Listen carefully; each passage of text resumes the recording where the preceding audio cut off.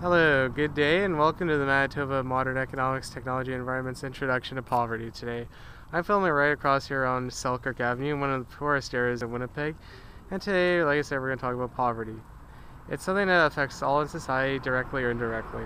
According to Urban Exchange, the United Way of Winnipeg's Advisory Council, 77% of respondents mentioned that their lives, or the lives of someone they know, are affected by poverty. So what is exactly poverty?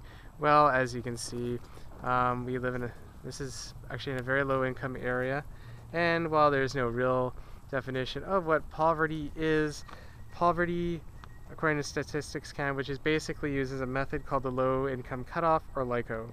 What LICO is the income rate poverty is in Canada. Currently, the LICO for a single person in Canada is, according to Citizen Immigration, is $21,666, and for two people, $26,972. Another way LICO is defined is, according to Maclean's.ca article in 2008, is a percentage of people's income go to basic necessities like food, clothing, and shelter. Now, on the other hand, a second method in which poverty is defined is by the Organization of Economic Cooperation and Development, the OECD. They define poverty as living with less than 50% of median income. Now, according to the same Maclean's article, under the LICO method, Canada's poverty rate is 11.4%, while the OECD definition is 12%. In Manitoba, while child poverty has been reduced since 2000, according to a government report, by almost 40%, the province still ranks as one of the highest in terms of poverty.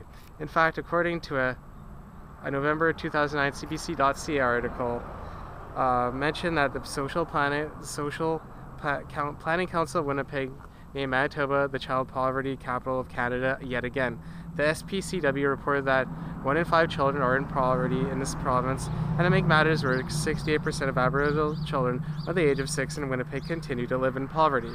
While Manitoba, while much cheaper to live in compared to other provinces, many worry that people in this province are one step away from hitting the poverty line. In fact, the same provincial report from the government earlier mentioned here today mentioned that a study where 40% of those who responded felt like they are 1 or 2 paychecks away from poverty. Now, so how does one help alleviate poverty and allocate such scarce resources in order to help those in need? That's a very good question. I'll tell you that there is many issues that arise from this today, and like I said, I'm just glad to be here discussing this with you. Modern economics, technology, and the environment will look at this very carefully. I will show on the website what solutions there are to fighting poverty given such financial constraints the province faces with a big deficit of $555 million. Should we allocate more government expenditures with administration, or can the government be more efficient and partner up with more nonprofits like the United Way, who work within the community along with other community groups and know the ground and skill set needed to provide the best way to combat poverty in various areas like Selkirk and around here? Is social assistance and raising the minimum wage the best tools to raise the incomes of the poorest of the poor, or are they just a band-aid solution to the longer problem of self-reliance? Can we use the power of asset building, microcredit loans to low-income individuals to create small private businesses, cooperatives, and social enterprise to build long-term human, financial, social capital that will lead to efficient poverty reduction?